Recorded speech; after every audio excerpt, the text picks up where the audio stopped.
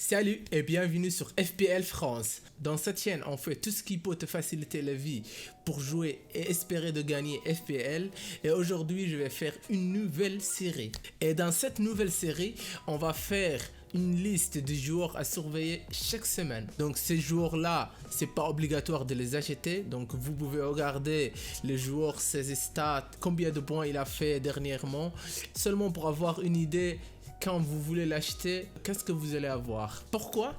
Parce que c'est pas bien d'acheter un joueur que vous ne connaissez pas. Mais si vous avez suivi ce joueur-là et vous connaissez le match qu'il va avoir, là vous avez une idée le joueur que vous achetez. Donc on va commencer le plus cher. Donc le premier joueur que je vais vous présenter, donc c'est Raheem Sterling. C'est surprenant vu qu'il coûte à 11,5 millions comme Kevin De Bruyne. Mais pourquoi je dis ça? Parce que Sterling se trouve moins de 5% d'entraîneur. Donc c'est un différentiel. Il n'y a personne qui l'a. Donc les 5% qui l'ont, dès qu'il fait des points, vous êtes gagnant.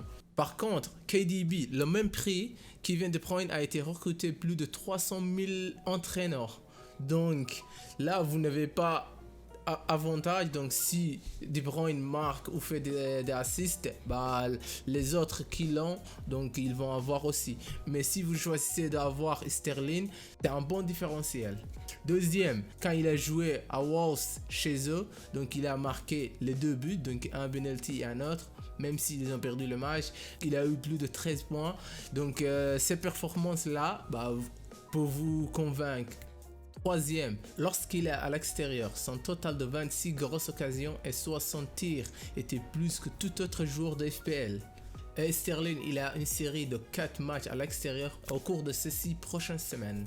Le deuxième joueur que je vais vous présenter, c'est Willian, donc l'ancien joueur de Chelsea. Il coûte 8,1 millions, donc il a augmenté. Il y a beaucoup d'entraîneurs qui l'achètent. Willian s'est rapidement installé dans la formation d'Arsenal après son départ de Chelsea. Jouant à droite dans une attaque à 3 à Fulham, il a fait 3 assists de FPL. Il a eu 14 points lors de son dernier match.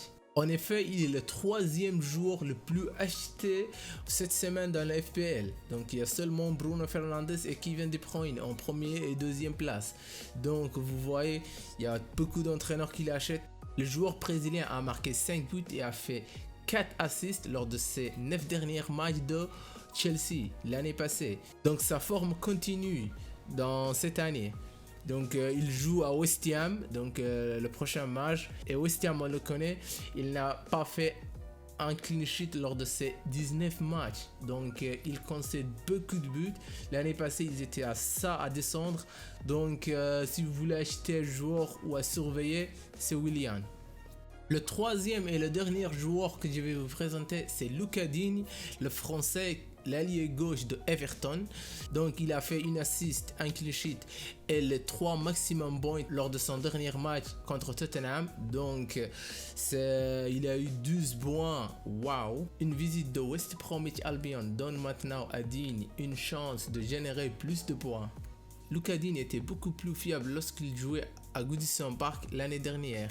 Il a fait 7 de ses 8 passes décisives à Goodison Park et 6 de ses 9 clean sheets c'était à la maison. Donc lorsqu'il joue à Goodison Park, c'est un joueur à voir. Il a aussi créé 39 chances l'année passée à la maison. Donc il était en tête de défenseurs qui ont créé le plus de chances. Et pour le moment, il est le 4e défenseur le plus acheté dans la FPL. Selon les scores de difficulté de FPL, 4 de ces 5 prochains matchs n'en marquent que 2. Donc la difficulté, le FDR que je vous ai dit, c'est tout vert. Donc il y a West Bromwich Albion et des équipes pas du tout fort. Il a beaucoup plus de chances de générer des clean sheets et de faire des assists. Et voilà, c'était les 3 joueurs de la semaine à surveiller.